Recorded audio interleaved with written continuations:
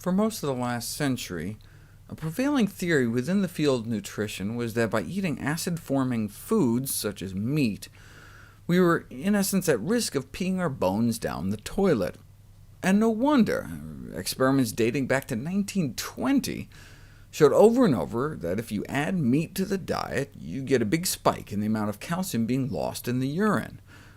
And so this made total sense. We had known since 1912 that meat was acid-forming within the body, and how do you buffer acid? What are in antacid pills like Tums? Calcium.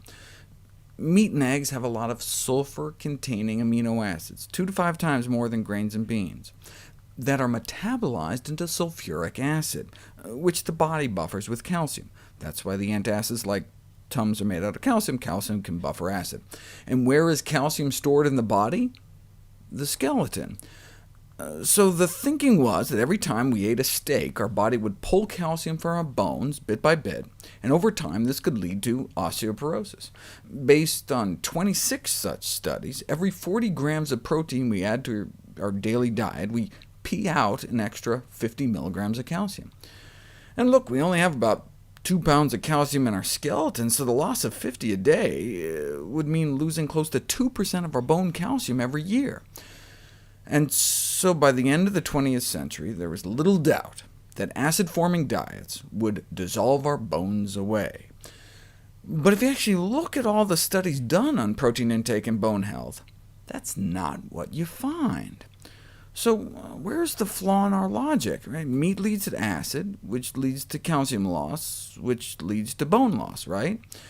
Well, it's uncontroversial that protein results in greater calcium excretion, but we've just been assuming it's coming from the bone. I mean, where else could the extra calcium dumped in our urine be coming from but from our bones?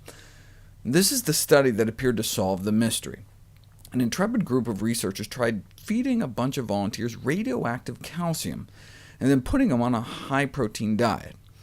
What happens when you put people on a high-protein diet? The amount of calcium in their urine shoots up. And indeed, that's just what happened.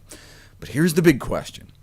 Was that extra calcium in their urine radioactive or not?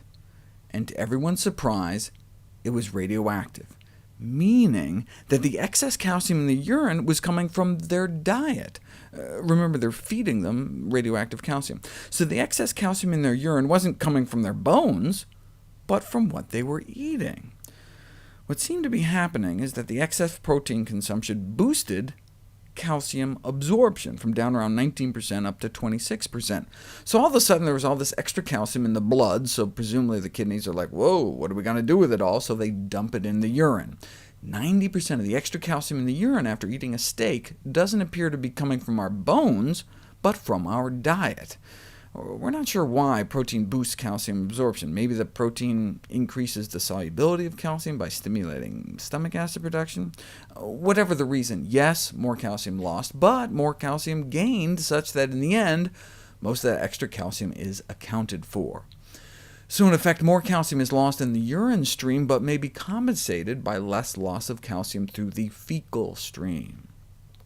This was repeated with even more extreme diets, an acid-forming 5 burgers a day worth of animal protein diet that limited fruit and vegetables, versus an alkaline diet emphasizing fruits and vegetables. More calcium in the urine on burgers, but significantly greater calcium absorption, such that at the end it was pretty much a wash.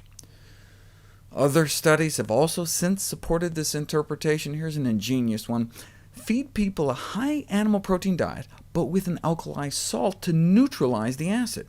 Now, the old thinking would predict that there would be no calcium loss since there was no excess acid to buffer. But no, even though the acid load was neutralized, there was still the excess urinary calcium, consistent with the radioactive isotope study, challenging this long-standing dogma that animal protein consumption results in an acidosis that promotes the excess excretion of calcium. So if our body isn't buffering the acid formed from our diet with our bones, how is it neutralizing the acid? Maybe with our muscles. Alkaline diets may protect our muscle mass, all covered in my next video, entitled Testing Your Diet with Pea and Purple Cabbage. Stay tuned.